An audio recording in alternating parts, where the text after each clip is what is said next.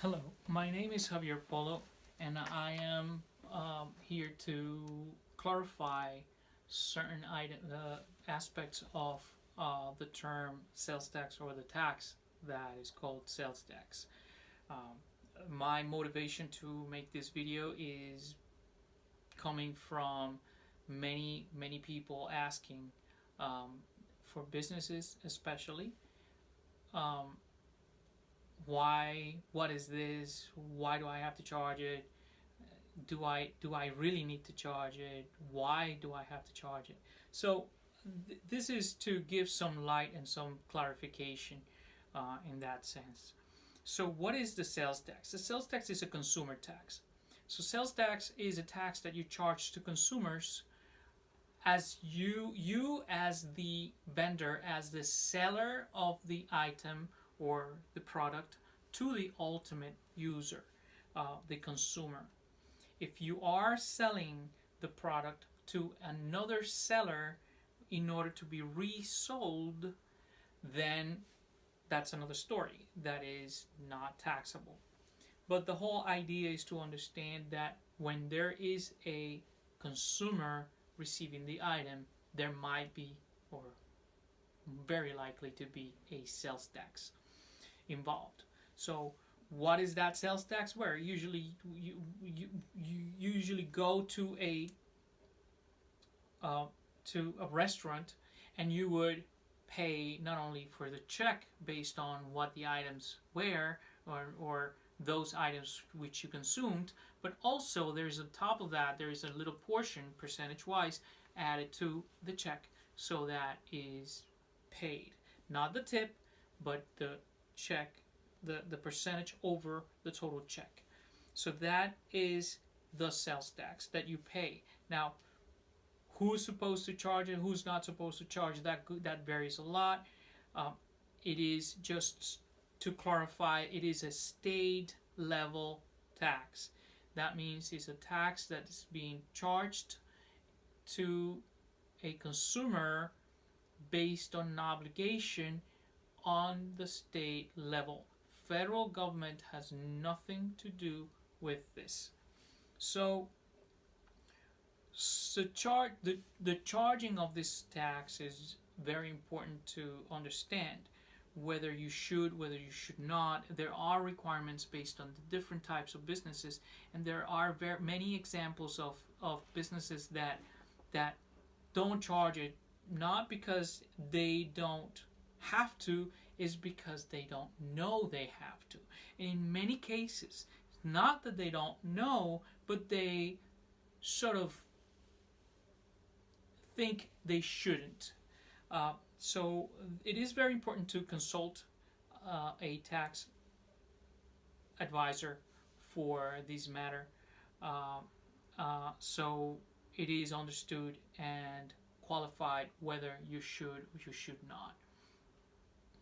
Uh, the the reason why many people don't know, even if they are registered, is because when they send out an order to LegalZoom or somebody to create a business, whether it may be a sole proprietorship, a partnership, a corporation, LLC, whatever it may be, there the sometimes it's just the obligation to do all these registrations is passed on to the person.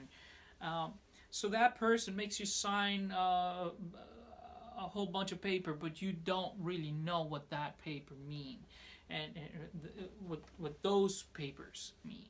So you sign a certificate of incorporation. You sign the registration for sales tax. You sign the SS4. Sometimes you don't even sign it. Nowadays you don't, because it's all online. So it's really coming from uh, a point of not knowing, not ignorance in a bad sense of the word, but yet it's ignorance per se. It is just that you don't know, is that people don't know.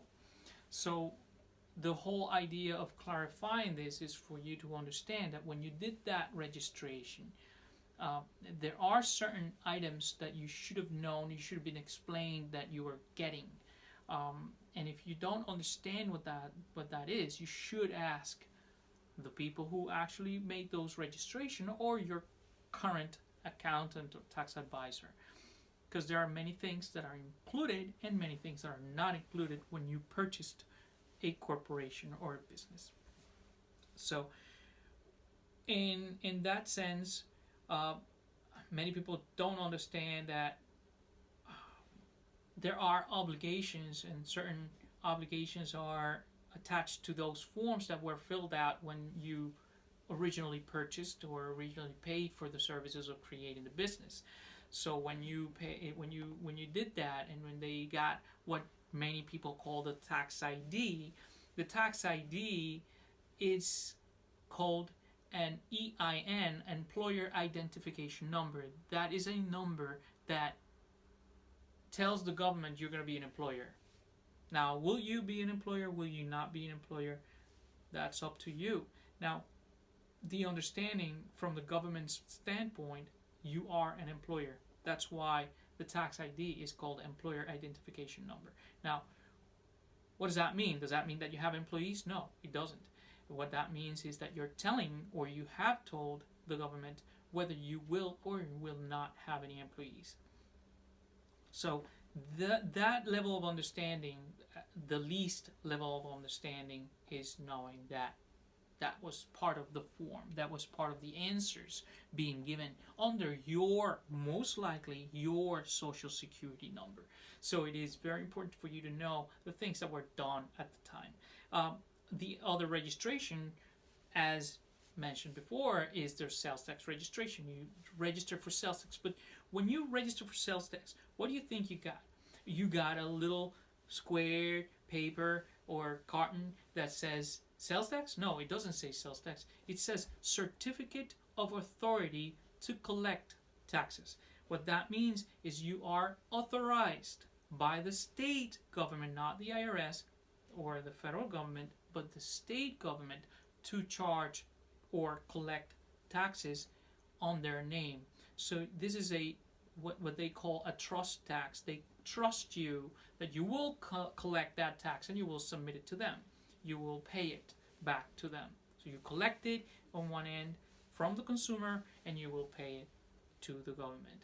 Now, when you open that business and say you don't collect any tax, because when you open the business, it's so raw that you are still registering certain things, you're getting licenses, you're very likely fixing the building itself, the premises.